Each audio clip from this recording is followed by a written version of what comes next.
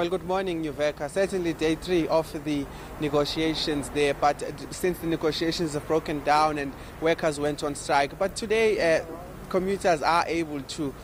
go to different places because Gautrain has actually resumed their operation regardless of the fact that the workers are on strike. But what we know so far from the Gautrain company is that they are offering workers only 8.5%, and they basically said that the union has been misleading the media as well as society in terms of saying that these wage negotiations broke down because of the 10% that they are demanding. They said instead the unions are demanding 19.5, which also includes unconditional bonuses at the end of the year for each and every employee, and that's about 20,000 rand bonuses that they are demanding, among other things, of course, which is traveling allowances and as well as housing allowances. So really there is a deadlock between these two, and the Gautrain seems like isn't budging, and the union says they will be on strike until their demands are met. But one of the things that is particularly interesting is to see the fact that Gautrain has resumed their operations regardless of workers not being at work. We know that they are able to use machinery to actually sell these tickets, and as you can see, the people moving behind me are coming from the station and they're able to access this service. All right, so Linda, we know that one of the sticking points was the union wanting the employers to share their financial statements. Other than that, what else is preventing this process from, or these talks from moving ahead? Well, basically what the union has been saying is that the employees themselves cannot afford to be going to these stations. They say that most of these stations are in high-class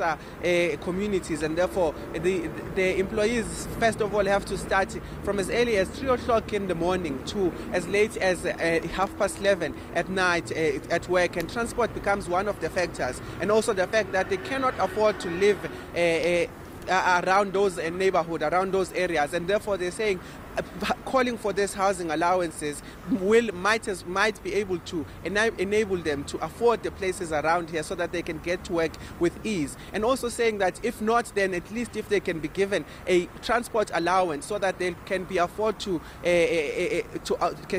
arrange their transports in terms of Ubering to work or using Taxify or other e-hailing services that are available at these hours that they're expected to start and finish. So really it's about the worker conditions. They're not basically saying that they're earning too low, but they're saying the conditions in which they have to go to get to work are the ones that are causing problems. And workers are saying that, among other things, most importantly, is access to these working facilities so that they can be able to do their jobs without actually spending too much money on transport. All right, so Linda, from what you're telling me, Gautrain is managing to function as normal, and commuters not really being affected by this because tickets are still being sold, they're still getting on the train. So it seems like the unions might actually have a very difficult time getting what they want if this hasn't had the impact they thought it would on commuters.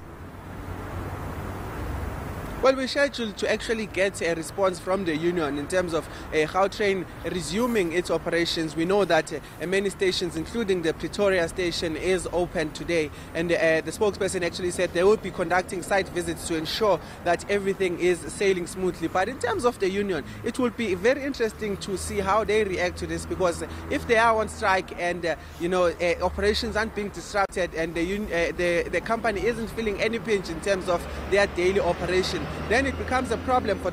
them, because there is no pressure exerted on the services and on the company to actually address some of their issues. So we will be getting this response not after this, just to get an understanding of what their cause of action is from this point on, because we see that their strike isn't really affecting Gautrain as much as they would want to be, or as much as workers who are protesting would want to do in terms of such an event. All right, so will they be ramping up that strike action or protest action or not? Thanks very much, Linda Kushlekhulu. He's at the Rosebank Gautrain station, day 3 of that strike at the moment, partner. But it seems